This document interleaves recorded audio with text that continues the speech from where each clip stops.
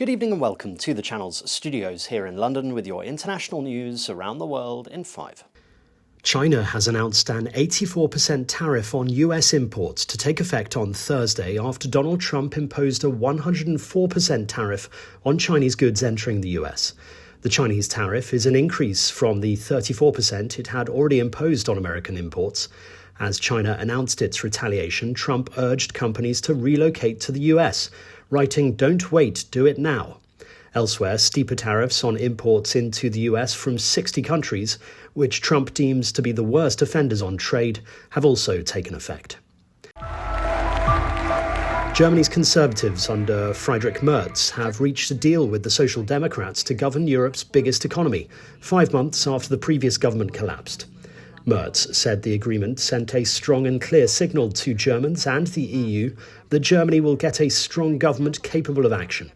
The two sides have been under intense pressure to put an end to Germany's political limbo since Merz's Christian Democrats won federal elections in February. Hundreds of rescue workers in the Dominican Republic have been searching through the night for survivors of a roof collapse at a nightclub in the capital, Santo Domingo. At least 113 people have died and more than 150 have been injured in the incident, which happened at the Jet Set Club. Hundreds of guests were inside the popular venue attending a concert. Singer Ruby Perez, as well as former Major League Baseball player Octavio Dotel and a provincial governor, are among those who have been confirmed dead. 20 people have been killed in a fire at a nursing home in northeast China. The blaze in Chengde City in Hebei province broke out on Tuesday night and was extinguished in about 2 hours. 19 people survived the fire and were taken to hospital for observation. Authorities are investigating the cause of the blaze and a person in charge of the home has been detained. No other details have been given. President Volodymyr Zelensky has said Ukrainian forces have captured 2 Chinese nationals who are fighting for the Russian army in eastern Ukraine's Donetsk region. Ukrainian Foreign Minister Andriy Sybiha said Chinese troops fighting on Ukrainian territory puts into question China's declared stance for peace and added that their envoy in Kyiv was summoned for an explanation. It is the first official allegation from Ukraine that China is supplying Russia with manpower. Russia declined to comment.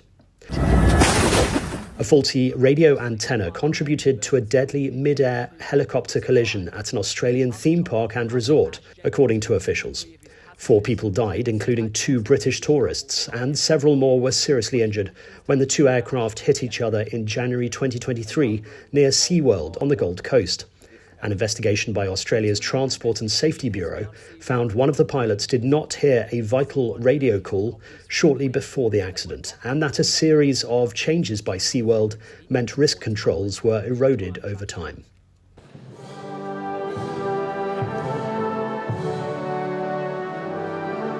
And King Charles has warned of the need for democracies such as the UK and Italy to stand together in such troubled international times. Presidente del Senato e della Camera dei Deputati.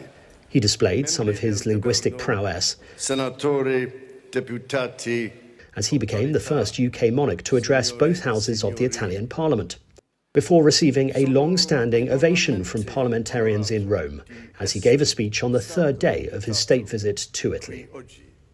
Our younger generations can now see in the news every day on their smartphones and tablets that peace is never to be taken for granted.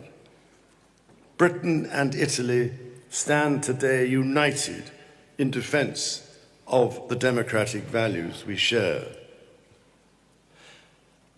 Our countries have both stood by Ukraine in her hour of need and welcomed many thousands of Ukrainians requiring shelter.